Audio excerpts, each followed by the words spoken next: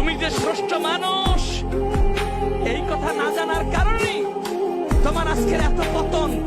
তুমি যে সর্বশ্রেষ্ঠ মানুষ এই উপলব্ধি না থাকার কারণে তোমার এত দুঃখ, এত যন্ত্রণা। তুমি যদি একবার বুঝতে পারো, নেসারাবাদ তোমাকে নতুন করে কলমা শেখায় না। নেসারাবাদের কোরআন ভিন্ন না, নেসারাবাদের হাদিস ভিন্ন না, নেসারাবাদের শিক্ষকদের সনদ সার্টিফিকেট ভিন্ন না, কিন্তু নেসারাবাদ একটি ভিন্ন কাজ করে। সেটা হলো তুমি যা অর্জন করেছো তোমাকে সজাগ করার, তোমাকে একবার উপলব্ধি জাগ্রত করার, তোমাকে একবার জানিয়ে দেওয়ার চেষ্টা করে যে তুমি কিন্তু সেই সাধারণ মানুষ না।